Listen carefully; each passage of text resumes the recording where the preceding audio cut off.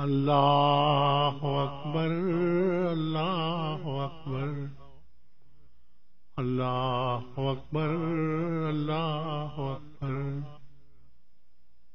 अशहदु अल्ला इलाहा इल्लल्लाह, अशहदु अल्ला इलाहा इल्लल्लाह, अशहदु अन्ना मुहम्मदर रसूलुल्लाह, अशहदु अन्ना मुहम्मदर रसूलुल्लाह।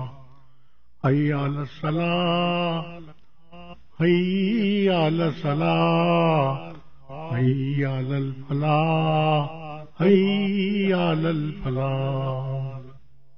अल्लाहु अकबर, अल्लाहु अकबर, ला इलाहा इल्लल्लाह।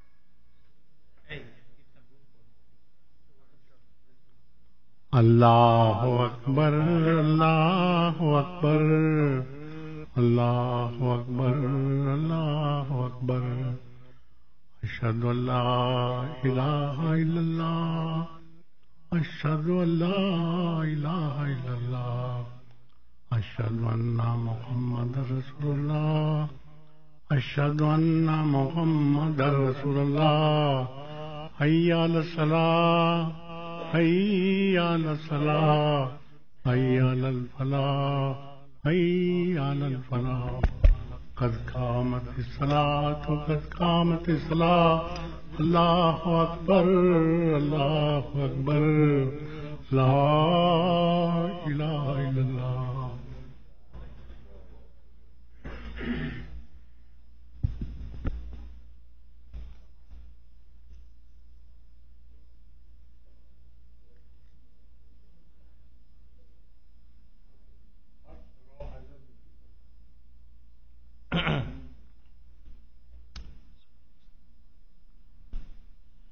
الله أكبر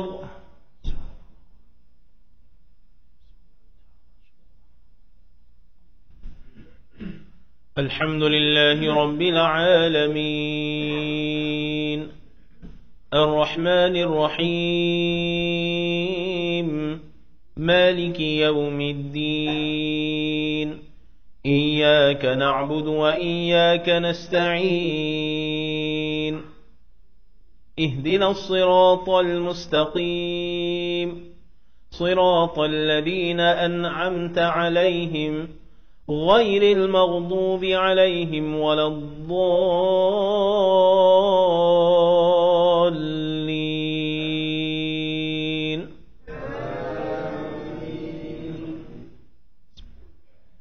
إن الذين آمنوا وعملوا الصالحات كانت لهم جنات الفردوس نزلا خالدين فيها لا يبغون عنها حولا قل لو كان البحر مدادا لكلمات ربي لنفد البحر قبل أن تنفد كلمات ربي ولو جئنا بمثله مددا قل إنما أنا بشر مثلكم يوحى إلي أنما إلهكم إله واحد فمن كان يرجو لقاء ربه فليعمل عملا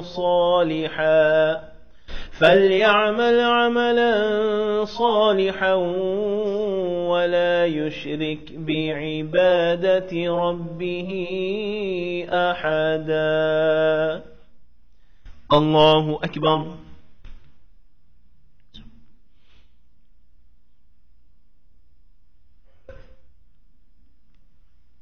سمع الله لمن حمده. الله أكبر.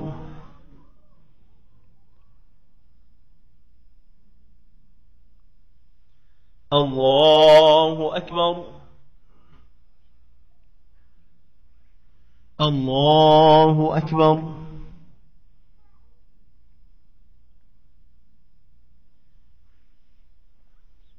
الله أكبر. الحمد لله رب العالمين الرحمن الرحيم مالك يوم الدين إياك نعبد وإياك نستعين اهدنا الصراط المستقيم صراط الذين أنعمت عليهم غير المغضوب عليهم ولا الضالين.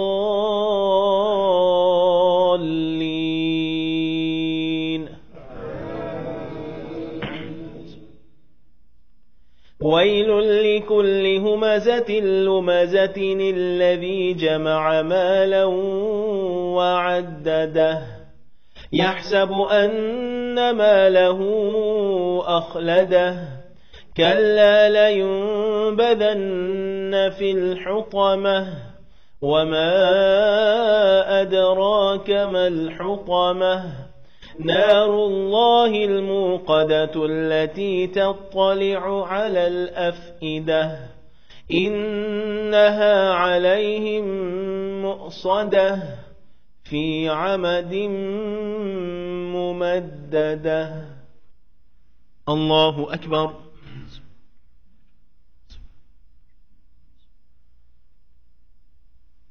سمع الله لمن حمده.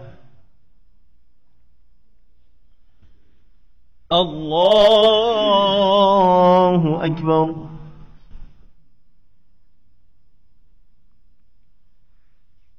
الله أكبر. الله أكبر.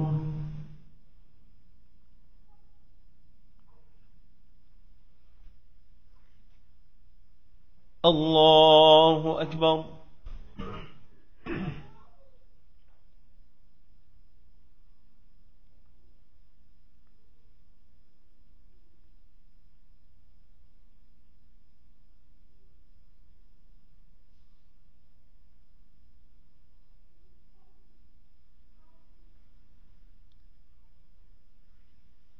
الله أكبر. بسم الله.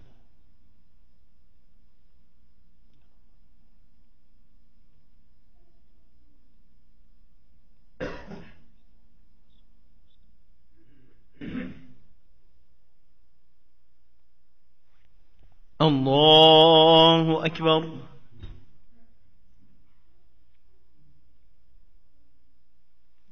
سمع الله لمن حمده.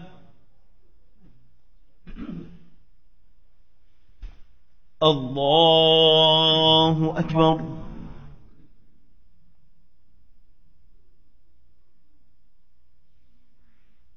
الله أكبر. الله أكبر.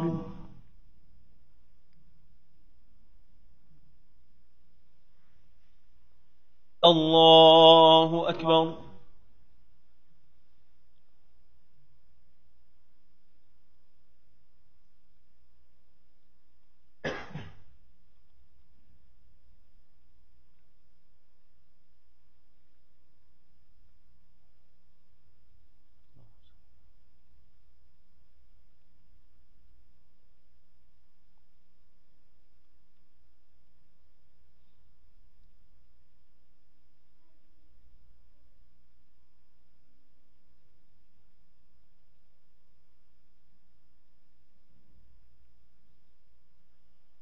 السلام عليكم ورحمة الله. السلام عليكم ورحمة الله.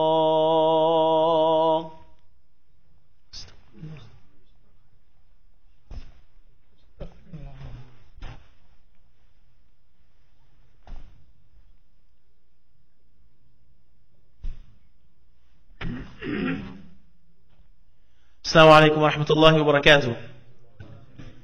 First and foremost, alhamdulillah, I want to thank all the brothers and sisters who participated and who contributed to this evening's potluck. May Allah subhanahu wa ta'ala feed those who have fed us. May Allah subhanahu wa ta'ala quench the thirst of those who have quenched our thirst. And we ask Allah subhanahu wa ta'ala to bless all of you and the volunteers who set everything up and who are inshallah going to help with the cleanup afterwards as well.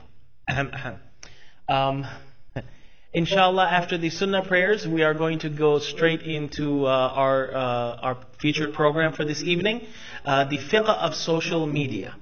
This is a workshop that is important, not just for those who are engaged in the different social media platforms, but also it's very important for parents as well. And it is to my understanding that we have some of our youth groups who have been given assignments based on tonight's presentation. So I'm looking forward to seeing y'all taking notes, inshallah, and looking forward to hearing the outcome of that assignment. Inshallah, there's going to be arrangements for sisters to come downstairs to be a part of the presentation downstairs. Of course, you are at the luxury of staying upstairs if you like, keeping an eye on us from above there, or coming and joining us downstairs towards your right hand side. Marubay, what's the situation with the food for anyone who's fasting? We have. Okay, those brothers and sisters who were fasting, will let no. So,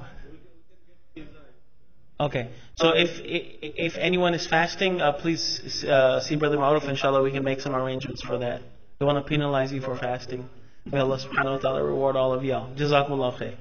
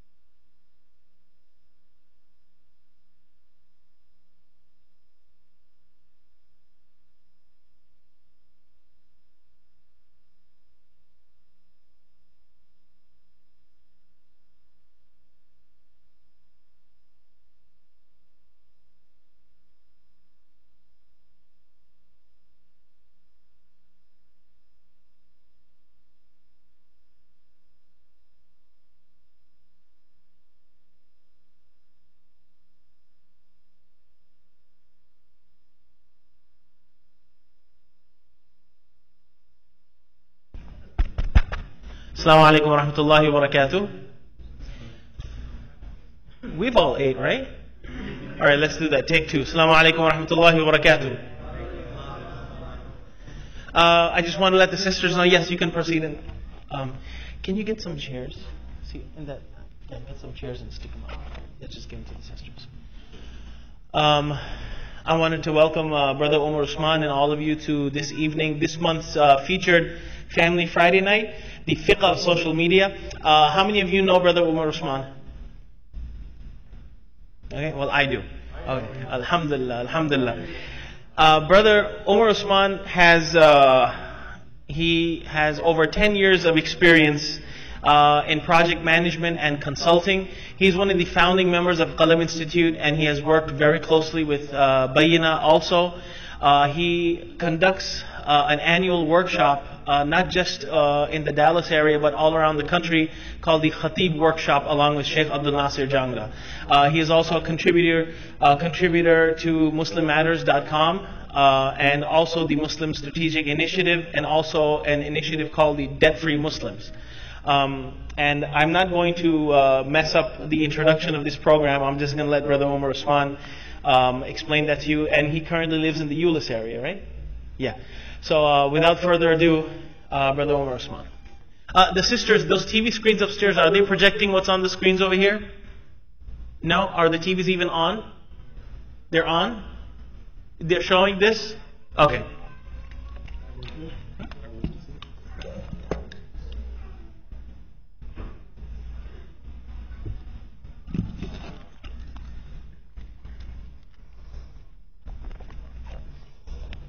Alright, Bismillah, Alhamdulillah, wa salatu wa salamu ala Rasulillah wa ala alihi wa sahbihi wa man wala. So before we get started, quick housekeeping item. I'm going to ask you to put your phones away. Not because this is super amazing, you have to give it your full attention, but do it as a challenge to yourselves. I know it's Friday, and I know we all sat through the khutbah today, which is the longest period of time that we go without looking at a phone normally. But try to challenge yourself to see if you can go the whole hour without checking your device, if you can focus on one task. Alright, how many people, just to get an idea, were born after 1985, so meaning you're about under the age of 30? Alright, how many people were born before 1985? Okay? So the reason that this year is important is that this year gives us a demarcation line.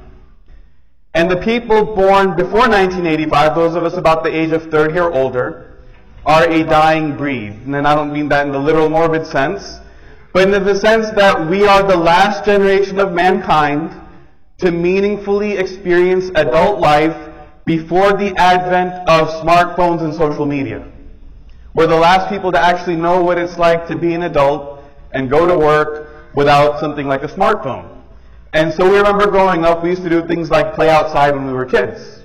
That was just the way that we had fun. When we would go driving around, a lot of life was the same, but a lot of little things were different that you would notice. And so now you can GPS wherever you want to go. Before the advent of GPS, if you got lost, you stopped at the nearest gas station, you walked inside, and you asked for directions. That was the way that you got around when you were lost. Or you might stop and use a payphone to call somebody or, connect with someone because you didn't have that mobile phone capability. And although we did have phones, it just wasn't the same. We used to fight with our siblings or our parents over who would get to use the phone. If we wanted to use the internet, we had to dial out on the phone, and that would tie up the line. So it's not that we were living in the Stone Age without all these technologies, but it's just that things were different. And so as things change, the way that we perceive things around us also changes. So kids have a different perception of how things are in various things, and parents as well. We also have a difference in perception as to how things are. So certain things that we grew up taking for granted, or certain, axioms or ways of life, they start to change over time in very subtle ways. Now, growing up, to give you some perspective, again, we had video games even when I was growing up. But if I wanted to play, let's say, Mario Kart with my neighbor from across the street or with a friend from school, there was a certain process. And so I would say, I want to play Mario Kart with Brandon. My parents would say, okay, we need to see Brandon's report card. What kind of grades did he make? What do his parents do for a living? Where do they live? What kind of family are they from? If all those things check out, sometimes like a more complicated process than marriage, then okay, now you guys can play video games together. If we wanted to watch a movie, we went to one of these antiquated places called a video store. And there what you would do is you would walk in with your parents and you would select a movie if it was in stock. And your parents would read the description, and then if they allowed you to rent it, you would rent it and take it home and watch it. But often to get 2 movies was like a very special treat. There was no such thing as binge watching. There was no such thing as a streaming on demand.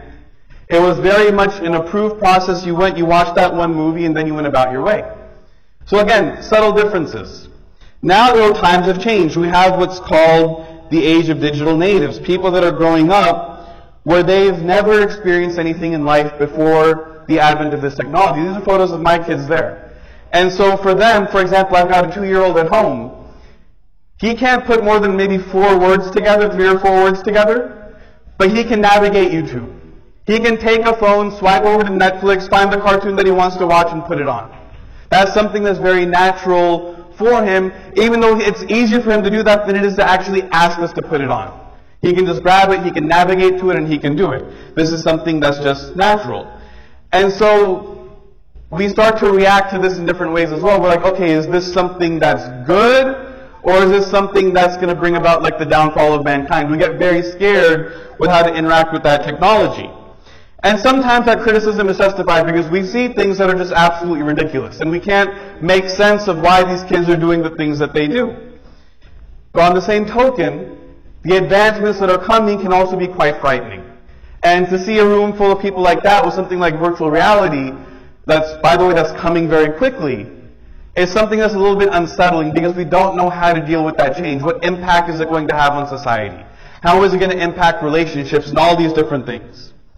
And so sometimes our criticisms are justified, like if you're playing bowling on your iPad while at a bowling alley.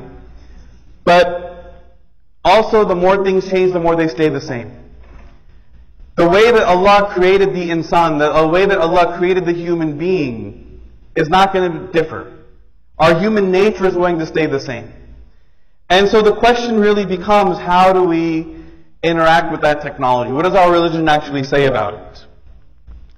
And one thing that's different that we have to understand is that as we're the first generation, as we're introducing these technologies and having this kind of unique time, this unprecedented, one of the aspects of things being unprecedented is that for the first time we're living in an age where we have an abundance of friendships without relationships. So for the first time in history, we're able to connect with hundreds and hundreds, if not thousands of people, even though we might not actually know them. We might not have actually interacted with them, but we connect with them and we have relationships with them. Now, this isn't to say that this is good or bad, or the way things were better, the way things going are going to be better. It's not to make an argument either way. But it's simply to understand the reality of how things have changed, how things are going to change, and if Islam is truly the guidance until the end of time, well then by definition it means that our religion should give us guidance for how to interact with those changes, to lead from the front, to not be reactive.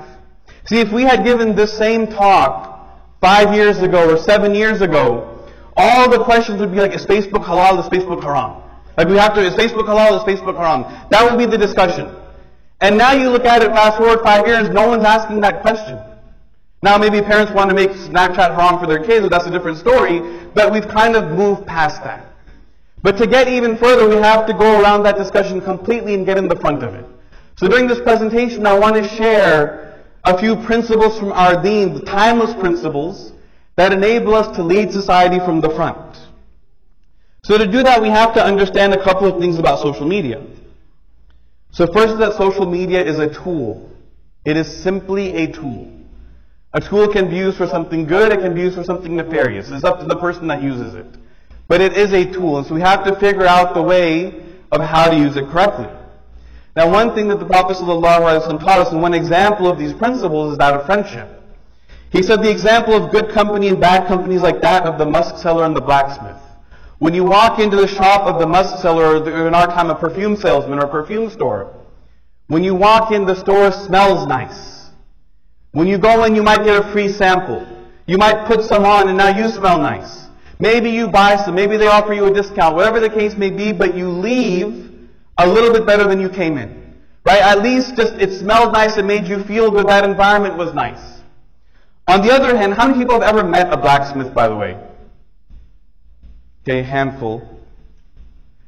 But most of us, it's not, we don't go to like a dinner party like I'm a lawyer, I'm a doctor, I'm an engineer, I'm a blacksmith. Like we don't normally run into a blacksmith in our day-to-day interaction. So let's pretend that we're talking about a car mechanic. So you go to get your oil changed. You might shake the mechanic's hand and your hand gets dirty. You might step on some oil. You're standing there waiting for your car to get fixed and the fumes make you nauseous. You go to the waiting area is really nasty, the coffee machine is dirty and you're just kind of just sitting there waiting to get done with it. You come out, you feel like your clothes smell a little bit bad, you got to take a shower when you get home. That environment had a negative impact on you. Regardless of what you were trying to do, just being in that environment, it made you feel a little bit dirty.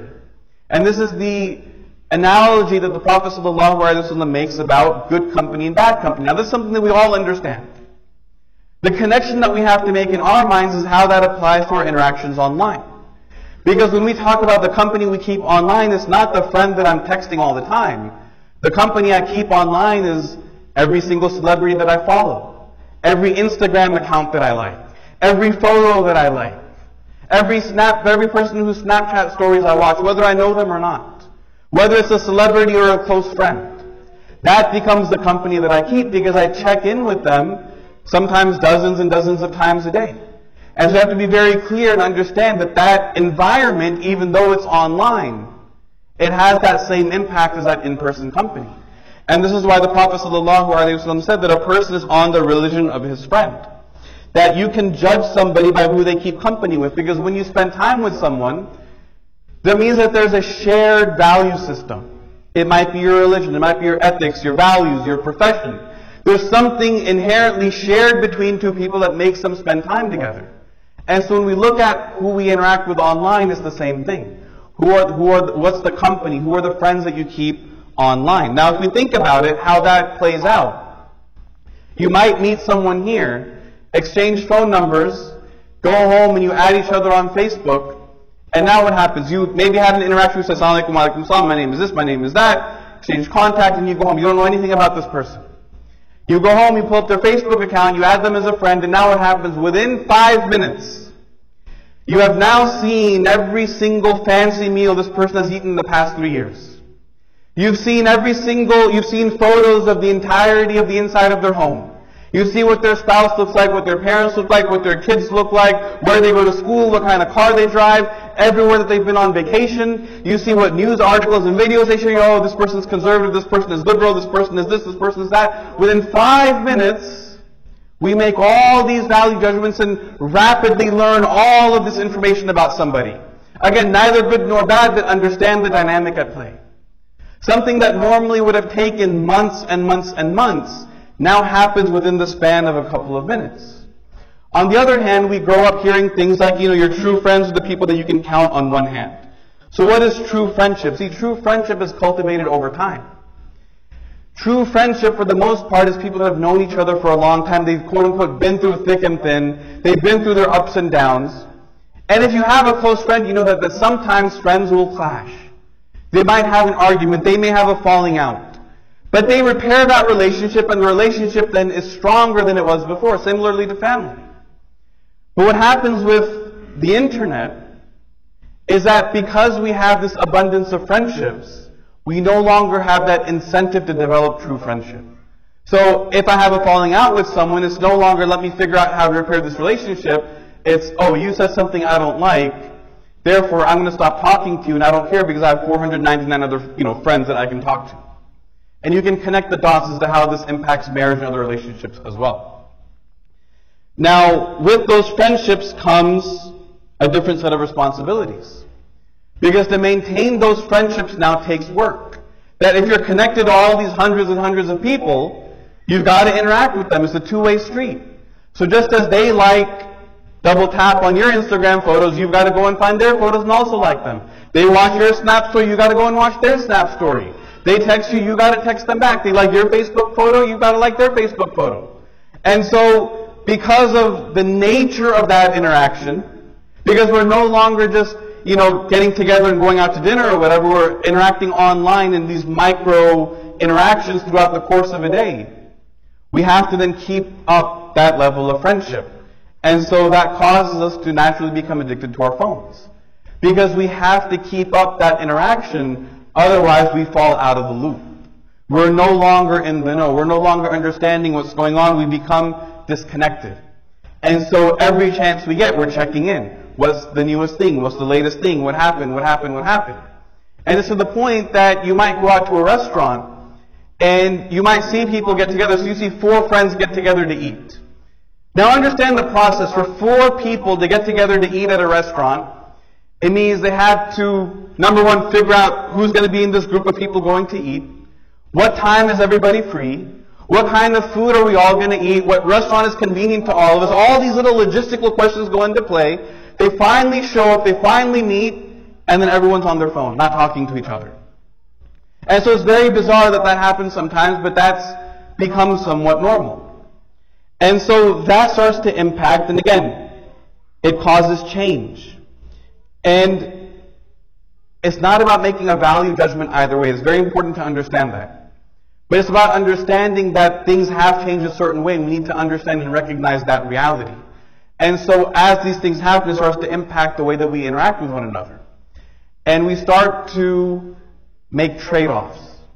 The way that we speak to one another changes. The way that we interact with one another changes. And so we start to say, well, okay, things are changing so rapidly. What does our religion say?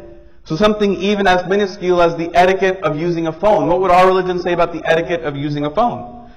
Well, we find a very simple and profound hadith that when the Prophet ﷺ was talking to somebody, he would give them attention. He wouldn't, give them the 1 second, let me finish this message. Okay, yeah, what do you need? Right? He wouldn't do that. He would turn, give someone full attention, and speak to them. And so we learn from that, again, a very simple and profound lesson. How does that impact the way that we interact with our kids? When our kids come home and say, Dad, Mom, let me show you something, you're like, yeah, alright, okay, that's nice, cool, okay. Right? Imagine how that interaction adds up and compounds over time. Likewise with parents, especially if you have elderly parents, it's kind of the same thing. Your parents come to ask you for something, it's like, yeah, 1 second, right? And we go back down to looking at our phone. These little interactions, although it seems innocuous, they have a compound effect over time. Now, one other thing that's very interesting is the Prophet ﷺ told us, he said, in a group of 3, let 2 people not have a private conversation.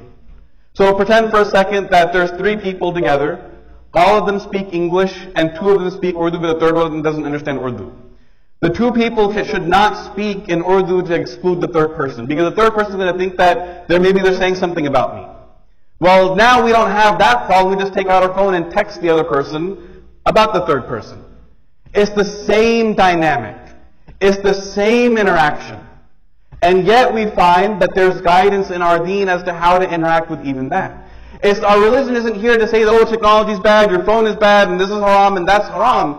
It's saying, okay, fine, you have these tools, you have these things, but when you're in a group dynamic, you still have to act appropriately. You still have to act with good manners. And this is what good manners are. And our religion teaches us that. Now another aspect of using the phone, and what's funny about this photo, only one person's laughing because he gets the joke, is every time I give this presentation, I always wish that I've got a buddy who's an imam in New Orleans that put this up. And now he happens to be the imam here. But the funny thing is that he sent me this photo with the text message saying, you wouldn't believe it, this thing has never hit double digits. He said, because inevitably every Friday it gets reset. He said, except one Friday, they made it through Jummah without anyone's phone going off. He's like, alright, finally we're going to hit 10. But then like Saturday morning at Fajr of all time, someone's phone went off and they had to reset it again. Right? So this is something that, again, the dynamics of our interactions change. We see how the phone impacts even the masjid. When we get up and finish praying, it was like a smooth one motion. Assalamu alaikum wa rahmatullah. right? Like we immediately turn to taking the phone out with that salam. But that those little things, they change, they're impacted. This one should need no comment. Everyone understands that one.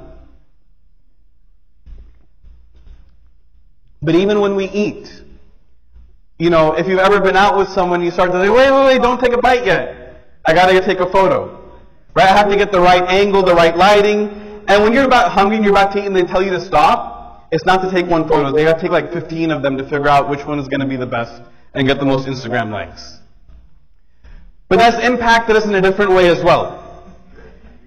It's changed the way that we react instinctively. It's changed our reflexes to events, such that when something bad is happening, our natural inclination is to document instead of to help. Our natural inclination is to document instead of to help. And there's actually very many tragic stories of fights in schools and things like that where people got hurt very severely because everyone around them that could have broken it up, they were all recording it. Because they weren't even the first one to upload it to WorldStar or something, right? So they're all just recording it. They're not actually coming in with the idea of helping. Our gut reflexes to events have changed. And so any kind of special event, we're trying to get the perfect selfie at all costs. We sit and we practice making all these different faces. Like when you're a kid and you used to make faces, your parents would say, don't make that face, your face will get stuck like that. Right? And then now that's a skill. Because it gets the most likes on Instagram. And the thing is, look, I'm not here to say selfies are bad and this and that, but there is a problem when we take 25 of them at different angles and different facial expressions just to upload one in hopes that the right person will leave a comment saying, OMG, slay, exclamation point emoji. Right? That's all that we get out of it in the end, and then we move on. There's a little bit of a problem with that type of mentality. We can understand that. But it's gotten to the point now that you leave the house and you feel naked without your phone. When I was in school, we used to have to write essays, really morbid essays, if your house is burning down and you can only take 3 things out of it, what would you take? And you had to this really introspective exercise about what you value and things like that. Now it's router phone, charger phone. There's no need for an essay. We get exactly what we need. When we leave the house and we forget our phone, we still feel it vibrating. That's how attached we are. We still feel it vibrating in our pockets even when it's not there. But what that's done is it's created a culture of busyness. It's created a culture of busyness where all day, every day, we're constantly engaged with something. And we're constantly engaged with multiple things. And so we're back and forth, back and forth, back and forth. And how many people work in an office environment? Alright? This should look very familiar to you because this is what you get paid to do 8 hours a day. Right? You walk into work, you sit down, you check your email, you check your social media, you go get breakfast, you talk to a coworker, you sit down, it's been, 12 minutes since you were at your computer, so you're the world might have changed, I gotta check all these things all over again. Let me check my email, let me check Facebook, let me check Twitter, let me check Instagram, see who liked this photo, and then we do a little bit of work, we knock out some work emails for an hour, and it's man, it's been a whole hour. Something big could have happened, let me check everything again just to make sure, and we keep going through that cycle. We get on a teleconference at work, and we're sitting there listening to the meeting with one ear, checking social media with the other. Right? And so the entire day goes like this. And so then by the time we get home, your spouse asks you, your kids ask you, how was work? Oh, it's really busy. What did you do? I have no idea, but I was really busy.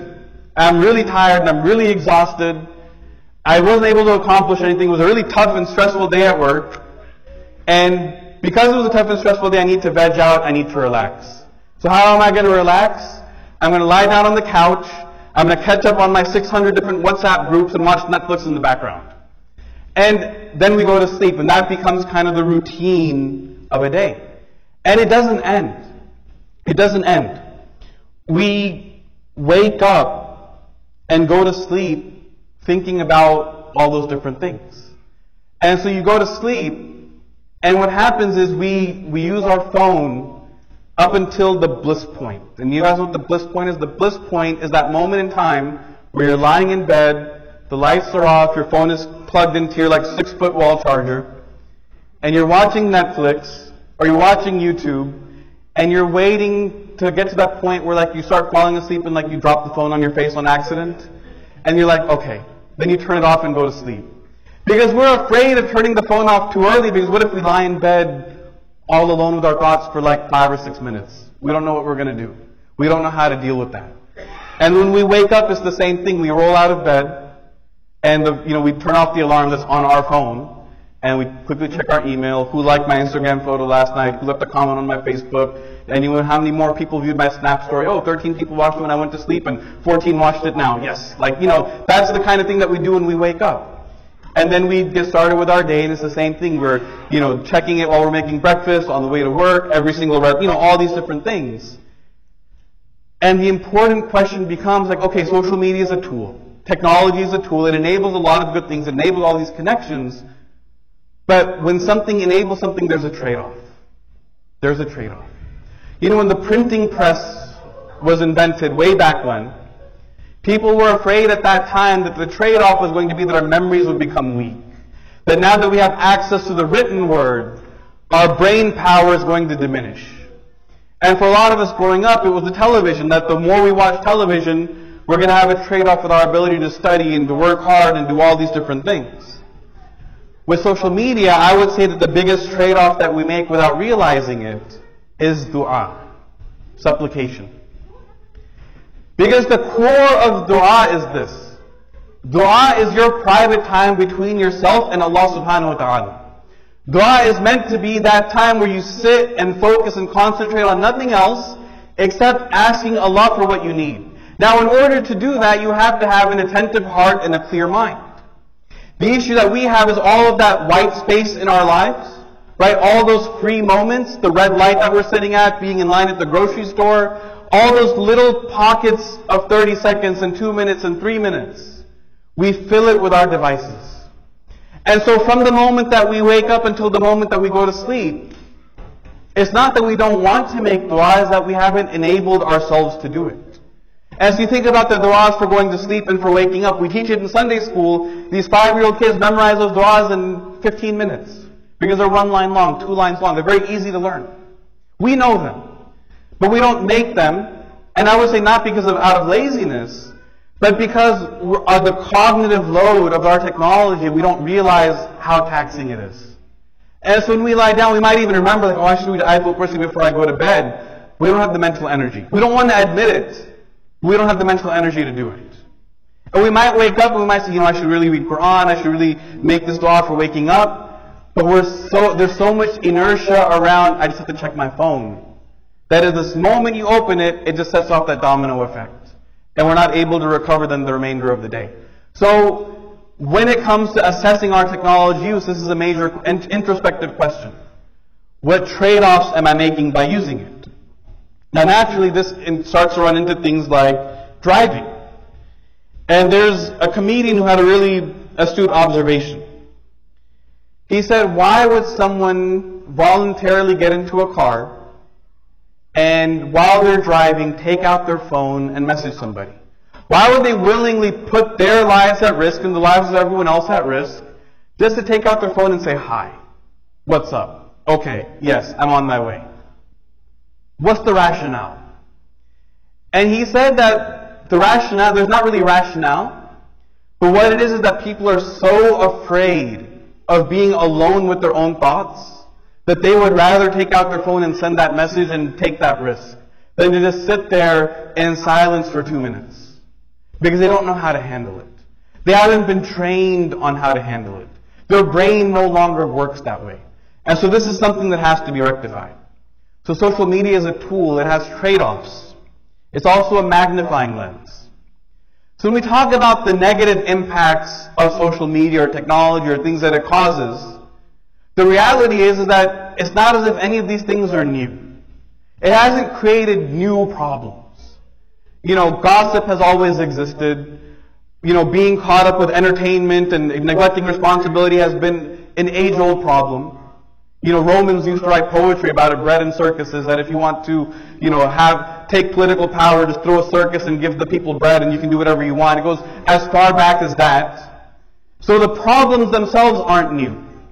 But social media and technology magnifies the things that are there. It magnifies what's there. So for example, we take the idea of takathur, al-hakum al-takathur hatta zurtumul maqabir, that you're distracted by competition over worldly things until death comes to you. And we normally understand this in the context of wealth, that we're competing with one another over who has more money, who has a better car, who has a better this, who has a better that, all these different things. That's the currency of dunya, right? The currency of dunya. So if someone wrongs you, you can go and get justice in court and get financial reimbursement. Because the currency of this life is wealth. You do something wrong, you get fined. Someone does something wrong to you, you sue them. You get money back. The currency in the hereafter is deeds. The currency in the hereafter is deeds. And we learned this from the Prophet ﷺ when he asked the companions, like, who's the bankrupt person? And he said the bankrupt person is the one that comes on the day of judgment with a mountain of good deeds, but he violated the rights of others. And so he slandered someone, he did backbiting against someone, they took someone else's rights. And so on that day there's no financial reimbursement. It's, I either take your bad deeds or I give you some of my good deeds to have justice. This is the currency of the akhirah. The currency of social media is attention. The currency of social media is attention. Everything boils down to how many eyeballs am I getting on what I'm doing. How many people follow me? How many people like my photo? How many people view my Snap story? How many comments did I get? How much engagement did I get? How much shares did I get? Who liked it? How long did they take? All these different things. It boils down to attention. It's an exercise in ego. And so we get caught up in that trap of seeking that validation of who's doing, who's liking, who's engaging with me, who's doing all these things. And the consequence of that, the trade-off of that, is that we begin to do things that we probably shouldn't in order to get attention. And we come back to a basic teaching of the Prophet ﷺ, that if you have no shame, do as you wish. This is a foundational hadith in our deen. If you have no shame, do as you wish. Now how does that apply here? Now if you think about what gets rewarded on social media, we're the generation that made the Kardashians famous. And if you don't know how they got famous, don't Google it, but it's for very lewd and immoral, unethical, etc., reasons. But the reality is that people who partake in that behavior get rewarded handsomely. And so they're rewarded with their own TV show, with their own fragrance line, with their own clothing line, with millions and millions and millions of dollars, with millions and millions of fans who all want to meet them, with A-lister status. And so by every metric of success in the dunya, these people are checking all the boxes.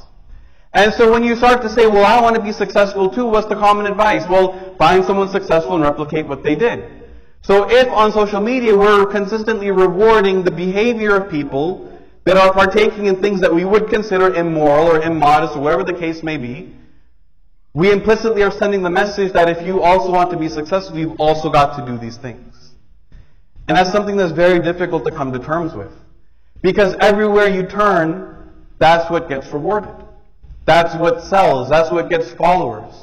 And so we feel pressure to do those same types of things. And what that leads to then is the publicizing of our sins, because the more shameless behavior that we partake in, the more attention that we're naturally going to get. And the more attention that we get, the more validation we get on social media. And so as problematic as that is, we find that, again, from the Prophet ﷺ, we find the solution to this problem. He said that all of my followers are forgiven except for those who publicize their sins.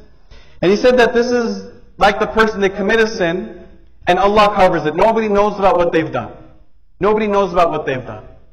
And they wake up in the morning and they take the cover that Allah has put on it and they throw it off and they get up and they announce to everyone, look at what I did. Here's the sin that I committed. And part of repentance is remorse.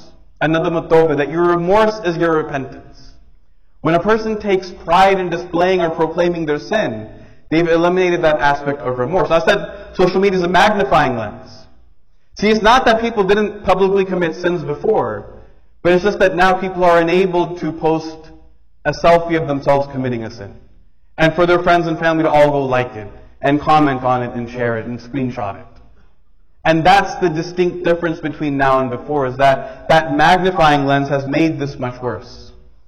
One of Allah's beautiful names is As-Sittir, the one that loves to cover the sins of His slaves. And so when we really think about this, a really profound thing when we talk about our relationship with Allah subhanahu wa ta'ala, because we all commit sins. But they're not always exposed. They're not publicized. And Allah is Allah's blessing that He covers up our wrongdoings. He hides our wrongdoings even from our own family members. But for a person then, out of wanting to get attention online, they discard that. It's not just that it's a cheap ploy to get likes, but it's that at a very fundamental level they're destroying the relationship between themselves and Allah subhanahu wa ta'ala. And someone might say, well, okay, I won't publicize my sins, but let me send you a screenshot of what my buddy just sent me. And even then we find that our religion gives us guidance for that as well. The Prophet ﷺ said, whoever conceals the faults of others, Allah will conceal their faults on the day of resurrection. And so while it's very easy to gossip and to spread, spread things around online very quickly, we're taught to take some pause and assess. What is it that we're actually spreading? Someone did something dumb, and I screenshot it and magnified it and sent it to everybody else. What role am I playing in that? These are very basic things, but it requires an assessment on our part as to how we're interacting with this technology.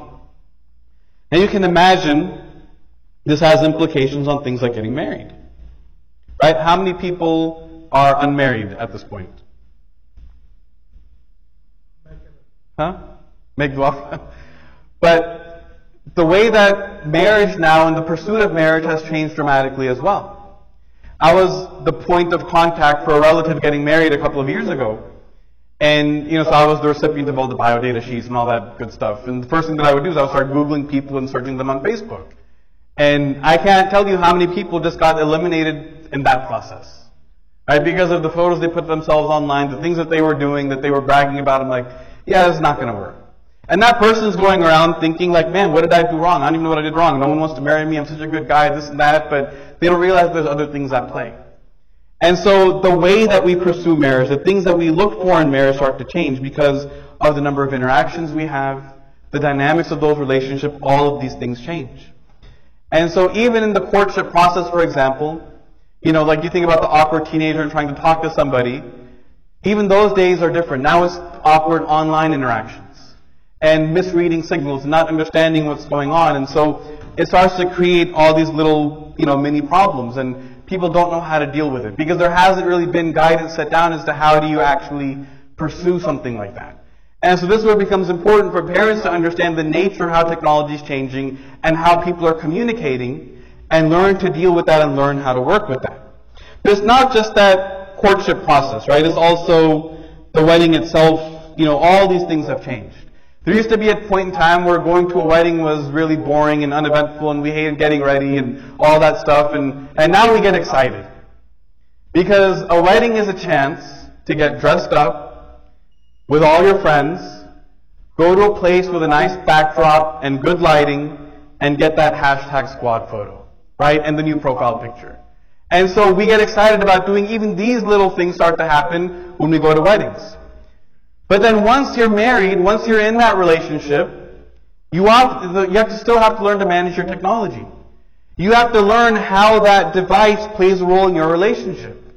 I remember talking to my barber one time, and he was saying, he goes, it's been so long since my wife and I were able to watch a movie together. Because every time we sit down to do something, she's always on her phone. And he goes, it's not like she's messing around. She runs her own wedding, she runs a wedding planning company, so her message is like, that's business. So I can't stop it because that's putting food on the table, but at the same time, our relationship is suffering. I don't know how to deal with it. And so we have to start finding different ways to learn how to manage that technology within our own homes. Because it's that inertia, it's that default, it's that slow creep, that when we keep making little exceptions every day, like, oh, right now this is important, right now I gotta do this, right now I gotta do that, right now, it adds up. And over time, in that moment it's a little bit. Over time it adds up to a lot. I've spoken to people in doing this presentation, they'll come to me and say, like, the dad of the house comes home and has no relationship with the kids or the wife because he's on the phone. And I'm like, okay, maybe he's like, business or work or something. It's like, no. He comes home and he watches WhatsApp videos until he goes to sleep. And for him, it's entertaining, it's vegging out, it's decompressing, it's unwinding, it's all those things. But he's not realizing that having been doing that over the course of 3 or 4 years, imagine your kids from the age of 13 to 17. That time, he's completely lost the ability to develop a relationship with them. All over very poor quality forwarded videos on WhatsApp. Right? They aren't even really that funny. And so we have to learn how to manage those things. And again, it's not about eliminating it, it's not about doing away with it, but it's finding solutions that work. And it's the same thing with our kids. It's the exact same thing with our kids. We start to worry about how our kids are going to grow up with all of this available to them. We don't know the impact it's going to have on their intellects, on their thought process, on their interactions, all of these different things. And for parents, one of the largest fears is that of becoming irrelevant. Is that your kids go into one world completely and you're somewhere else. And so it's not uncommon for us to, sometimes coexist in one house but not have a relationship with one another. The kids come home from school, how's your day? Good. Alright, dinner's at 6. Okay, up to your room on the device. Right? It's not uncommon to live in the same place but not exchange more than 5 words. And so these are things that we have to begin to pay attention to. And the thing for kids to understand about parents is that parents want to be involved. I remember sending my sister a Snapchat of one of our kids, and she mentioned something about it. My mom goes, what picture? I didn't see it. Is it on Facebook? And I'm like, no, it's on Snapchat. She's like, oh, what's that? And I'm like, don't worry about it. Right? But they feel like they're missing out. They want to be a part of the conversation. They want to be a part of what's going on. And so they'll go through great lengths to do that. But it's not just about the kids keeping the parents involved. I know a lot of parents are like, hey, listen, elbowing your kids, the speaker's great, listen to them. Right? It's not about just your kids. It's also the other way around. It's also the other way around for the parents. And what happens oftentimes is, like I said, the kids will come trying to get attention from their parents, and the parents will put them off. They'll postpone. I'm busy right now. Something urgent has popped up. I've got to take care of this. I've got to watch that. I've got to send this email. I've got to, again, in the moment, 2 minutes, 3 minutes. But imagine from the age of 12 to 16, if your daughter keeps coming up to you saying, hey, Dad, 1 second. Hey, Dad, hold on. All right, what? You keep doing that. What happens to the child? The child says, well, I'm not getting attention from my parents. I'm going to go get it somewhere else. And we can connect those dots in our heads. We understand that dynamic. Right? But it's never one major catastrophic event that causes those relationships to crumble. It's the little things building up over time. And after 4 years, we look back, we're like, what happened? Where did we go wrong? And it's like, well, you thought that you were spending time. You thought that we're eating dinner together as a family every night, so we must be doing it right, not realizing that although we're eating dinner together as a family every night, we're not actually talking to one another. And it's those little things that add up and compound. And so we have to find innovative ways of managing technology in our homes. And look, the question always comes up, okay, well, what do we do? What's the rule? There's not a rule. There's not a best practice. There's not here's the 3 little action items that's going to fix it. What you have to do, and what maybe this lecture is an excuse for, is that you go home and have a meeting with your family and say, okay, tonight at the Majlis we talked about this, let's figure out our plan. What works for us? Because what works for your family will be different from what works for another family. I'll give you a very basic example. We have friends who don't allow their children to use screens at all. At all. In our house, our kids are allowed to use screens. They are allowed to use their iPads and PlayStation and all of that. Now, with that has to come some type of management, and that's where you have to make that debate. So maybe it's during the school week they don't get to use it. Or maybe they have to, clean your room, do your homework, do this, do that, play outside for 30 minutes, then you can use your screens. Maybe in your home it's that at 9 o'clock everyone turns in their devices and then we have screen-free time. Whatever your solution is that works for your family. But you have to sit down and figure out what that is. Because everyone's dynamics are going to be different. But the key is that whatever system is in your house is one that you have intentionally decided upon and stuck with. Not just that, oh, okay, well, today's a difficult day, we're going to break, and you slide back into the old habits. That's what's not going to work. What will work is that you intentionally create a plan that this is what works for our family, this is how we're going to manage technology in our home, and then you stick with it.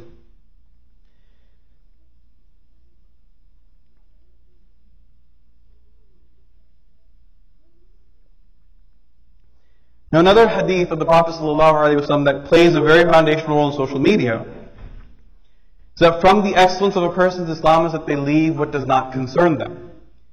Now, traditionally this was easier to do, right? You just don't read things that don't apply to you. You don't butt your head into things that don't apply to you. But now you get bombarded with things that don't apply to you. And again, to engage in that platform, you, in turn, have to also produce content. You have to now engage with people as well. And not everything that you produce is going to be necessarily relevant or of importance to people as well. And one thing that's done, a consequence of this, is that it's created this culture of hyper-documentation, where we now want to go and just document every single thing that we do. I remember my parents taking us to Disney World as kids, and this is in the days of like film photography. So every so often we would stop, we would take a photograph, and then we'd go about our day. Now you go, and you have parents walking out with a selfie stick and a GoPro, recording like the entire day, like 12 hours of video that no one's ever going to watch. We went, you go to SeaWorld, and this is pre-Netflix documentary SeaWorld, and the dolphins are doing that show and stuff, and people are sitting and enjoying it, and then you see other people who are sitting in the front, the dolphins are in front of them, and they're watching it like this, right? They're watching it through the screen, even though they're physically there. And so what happens is with these types of things, that instead of enjoying that quality time with our families, instead of taking a couple of photographs and having an album, we like video the whole thing for like 15 hours. It's as if we're like waiting to tell our kids when they grow up and they're like 20, 21, you had a good childhood and I can prove it. Right? Here's the documentation. And we get more caught up with just hoarding the checklist of our experiences as opposed to simply enjoying that moment. You think about going to like Niagara Falls, and you see everyone just taking a selfie, but no one actually looking and reflecting. I went to the Empire State Building, right? And you go and you have these amazing views of New York City, and there's kids sitting there, not looking out the window, but on their phone, literally Google image searching the views from the Empire State Building, right? Like, you already paid the money to go up there. What's the point of getting on your phone? But that's the way that we start to interact with things. And so you see here, right, whenever something happens, everyone's natural reaction is document. And you see the old lady, if I can get this, no, it doesn't work on that. Okay. You see the old lady simply enjoying it, right? She's just enjoying the moment. And you see the middle-aged guy next to her who wants to record it but can't figure out how. Right? That's some of us as well. But with that documentation, what happens is that we start to see a very distorted view of what's going on in people's lives. And so we start to say, like, everyone has this amazing life. Everyone's life is like super awesome. And my life somehow is like terrible. And so we come home and we start to see like, okay, oh, this friend got engaged. And oh, they went on their honeymoon. And here's all their photos from Hawaii. And the picture of like their feet pointed toward the sunset with a heart in the sand. And why am I struggling? Why is everyone else having such a good time? You log into LinkedIn. You're like, that idiot got promoted. Why am I still stuck in this job? And you just, every day you get home, and you start to see everyone else's successes. And you start to feel like, why is my life so hard? Everyone else's life is so easy, but my life is so difficult. And so we naturally start to develop feelings of envy. And this is a very destructive disease of the heart that the Prophet ﷺ warned us about. He said, do not envy one another. Be very aware of hasad. Right? With Surah Al-Falaq, we're told to seek refuge from hasad and of having hasad, of things that cause hasad, right? And so social media becomes one of those things because you start to see all these things. You see people on their exotic vacations, and you're like, man, I can't even pay rent this month. These guys are going to like Dubai and business class tickets and this and that. And we think everyone else has it so easy. I'm the only one struggling. But we never know what's really happening behind the scenes in someone's life. Because they don't post the behind the scenes. They don't post the reality of their day-to-day struggles. Because the reality of day-to-day struggles don't get likes and comments and shares. It's not fun to look at that. And so we don't post it, other people don't post it. If you are posting it all the time, you might have different problems. You might be a little too emo, right? But in general, we don't post those types of things. Because it's not what people want to see, and so we get this distorted view. We start thinking everyone else's life is amazing, my life is horrible. Right? And so that's something to be very aware of. One thing that enables, though, as we see in that previous photo, the Prophet ﷺ said that the most evil of people is the two-faced person who shows one face to one group and another face to another. We hear the very traditional example all the time in the Friday khutbah that, this guy, he's Musa at the masjid and Fir'aun at home, right? That's a traditional example that we think of. But you think about social media and it enables us to act very differently. Sometimes you know someone online, right? You know them for a couple of months online, then you meet them in person, you're like, this is a different person altogether. Like, I've been hoodwinked, right? It's like, sometimes their in-person persona doesn't match up. And one of the things that happens is that online we have this propensity to portray ourselves in a certain way. We tend to portray, what we do is we curate an image of ourselves that we want others to think about us that might not necessarily respect reality. And so we post different things. I've done this on my own websites, where you run analytics, where an article might get shared, right? So 500 people share this article on Facebook. So theoretically, 500 people have read this and are now recommending it to their friends. And then you go and you check your website, and it has only 200 hits, which means 300 people shared it without reading it. Because they want to portray the image of themselves. I'm the type of person who reads these types of articles, even though they haven't really read it. And we see the same thing in the Islamic realm as well. The way sometimes that we post ayat of Quran or hadith, or sometimes passively aggressively posting things. We try to curate and portray an image of ourselves that might not be reflective of our actual reality.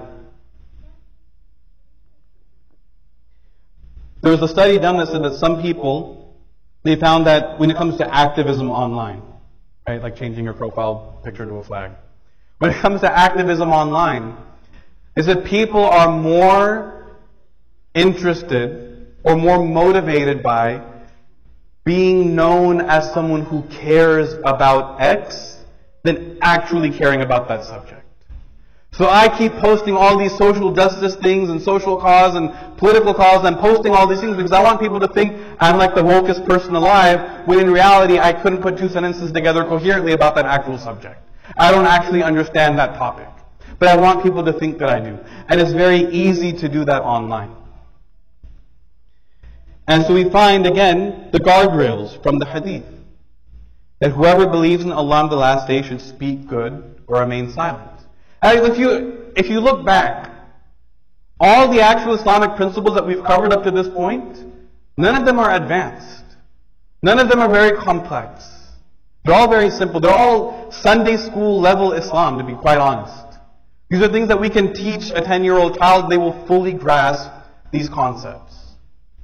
But that's what makes it so profound as well, is that the simplicity of our deen gives us the most profound guidance for unprecedented times, technologically advanced times. No matter how much society changes, these very simple things are the things that we need to keep our behavior with technology in line. Now someone at the end of this inevitably says, well brother, you didn't talk about the good impact of technology. You didn't talk about we talked a whole bunch about all the bad stuff, but you didn't mention any of the good stuff. Okay? How many people have a smartphone? Alright, raise your hands. How many people have access to a tablet, even if it's not your own? How many people have a laptop or a desktop? How many got two smartphones? Alright? How many got two computers? Okay? How many people pay for a home internet connection? How many of you got the fastest one you can possibly get regardless of price? Right? How many people pay for data plans on your phones? Raise your hands. How many people pay data plans on multiple phones? How many people got 10 people on their plan? Okay. Now, how many people have bought a laptop within the past year? Okay? Here's why I'm asking all these questions. All of these things added up is thousands and thousands and thousands of dollars every year in expenditure.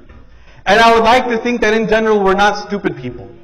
We would not spend thousands and thousands and thousands of dollars every year if we didn't understand the benefit of that technology. So we understand the benefit. We understand how it makes our lives easier, how it makes us better connected. We understand all those things. We don't need to dive into it, because if that benefit wasn't clear to us, we wouldn't be, spending that much money and effort to have the latest and greatest gadgets. And again, I'm not picking on anyone for having it. This is a brand new MacBook, alhamdulillah, and I got an iPhone in my pocket, right? So and I work as a technology consultant for a living, so it's clearly in my best interest for technology to progress.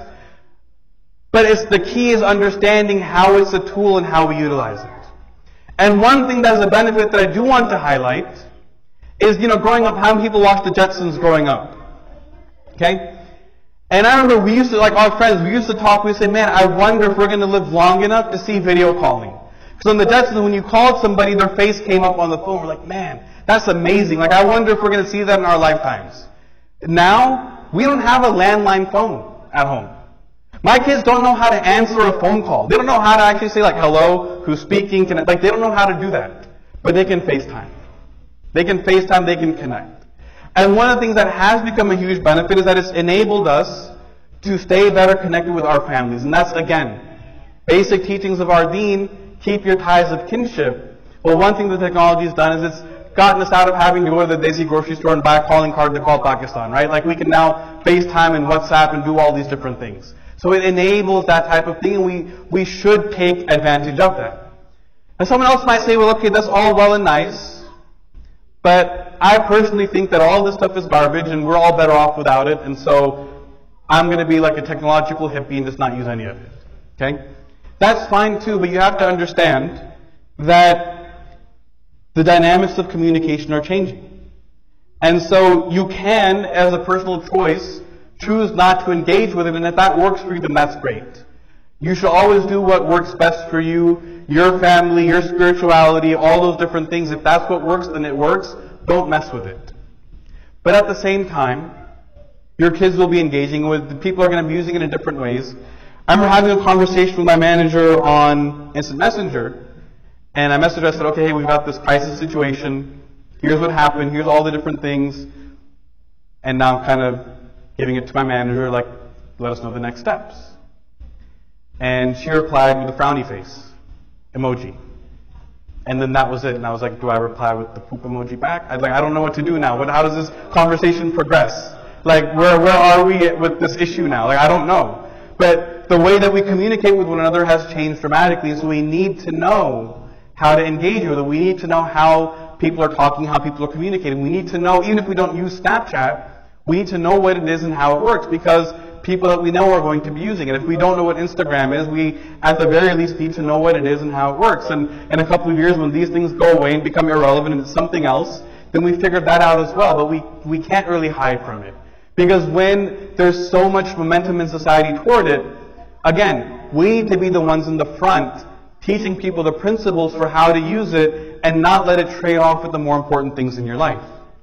So what do we